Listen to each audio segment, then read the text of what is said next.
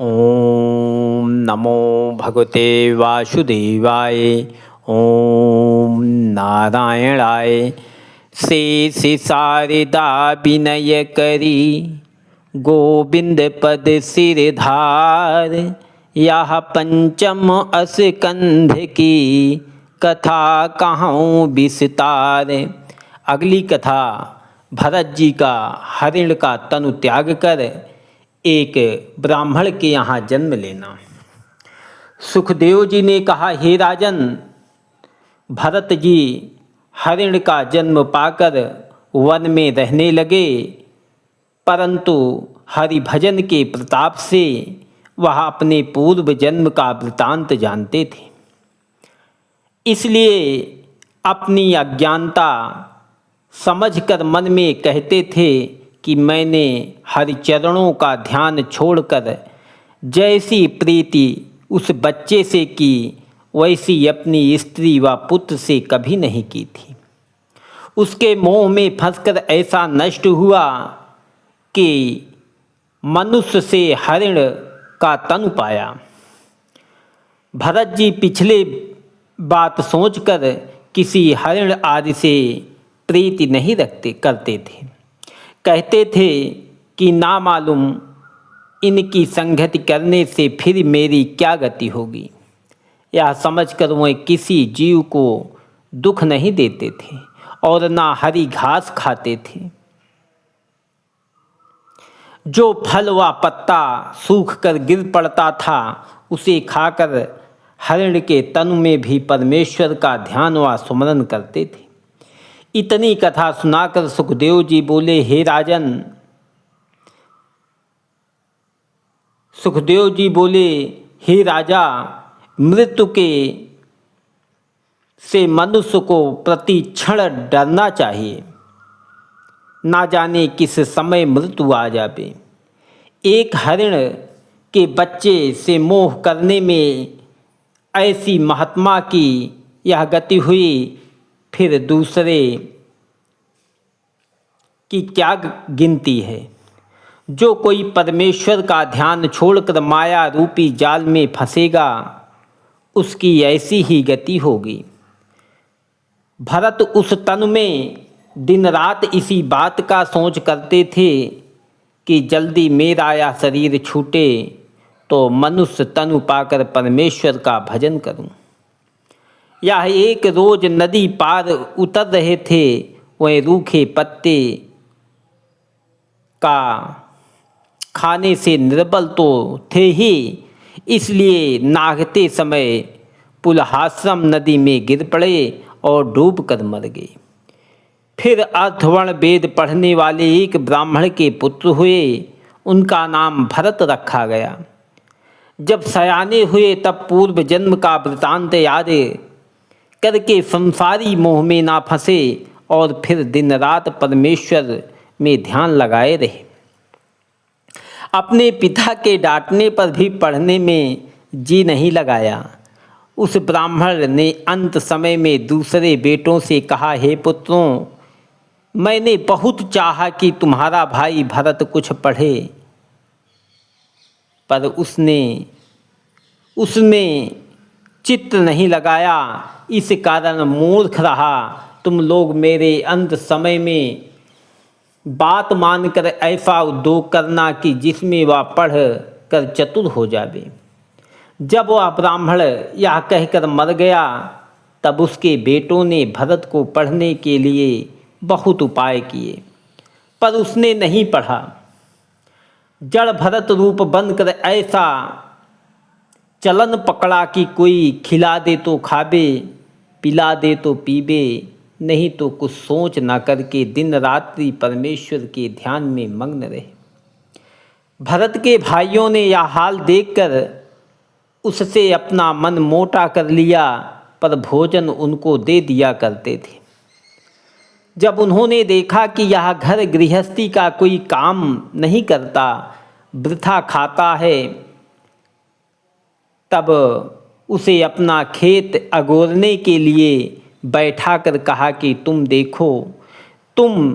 देखा करो जिसमें इस खेत का अनाज कोई ना ले जावे। पशु पक्षी भी खाने ना पावे। जड़ भरत ने उसकी कुछ रखवारी ना की, वहाँ आनंद पूर्वक बैठकर परमेश्वर का स्मरण व ध्यान करने लगे। एक भीलों का राजा जो उस देश में रहता था, उसने मानता मानी कि हे भद्रकाली, मेरे बेटा हो तो मैं मनुष्य का बलिदान तुम्हें चढ़ाऊं।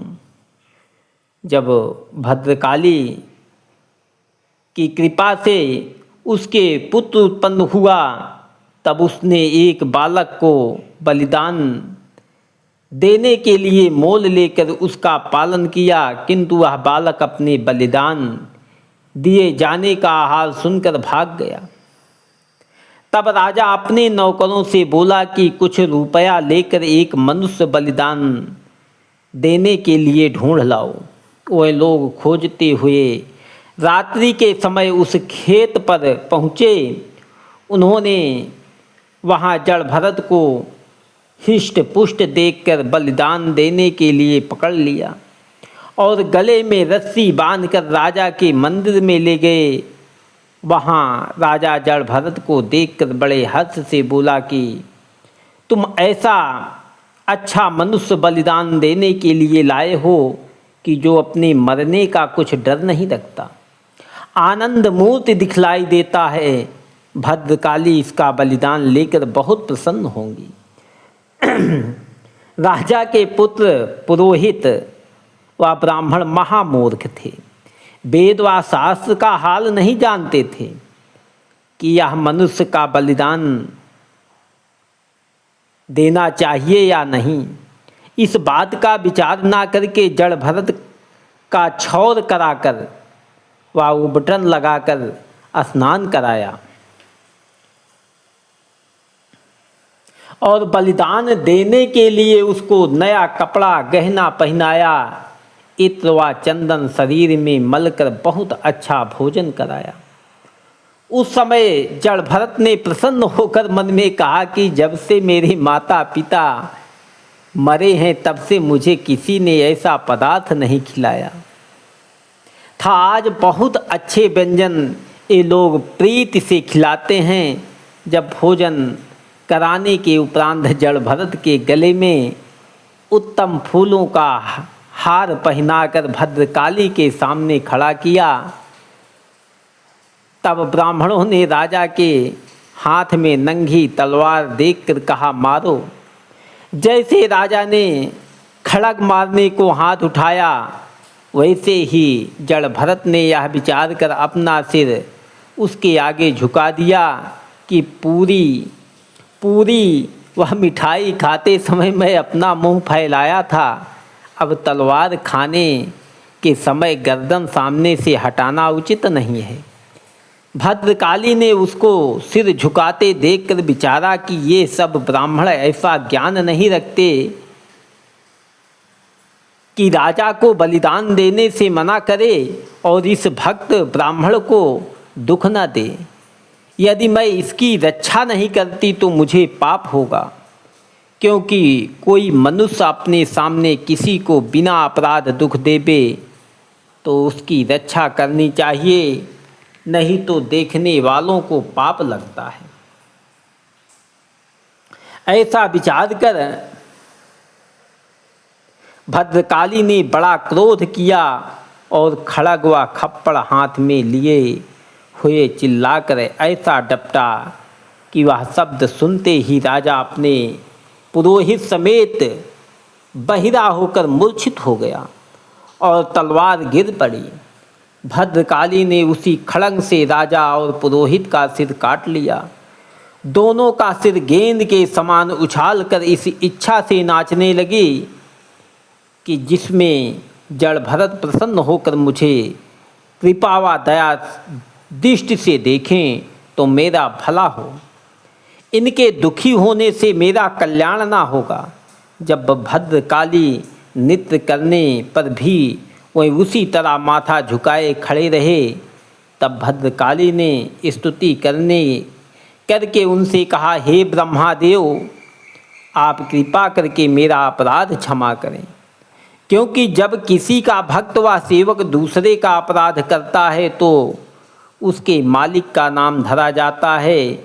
सो आप ऐसा विचार न करें कि यह राजा भद्रकाली का भक्त था, या तो मेरा बड़ा शत्रु है, जिसने आप जैसे महात्मा को दुख देना चाहा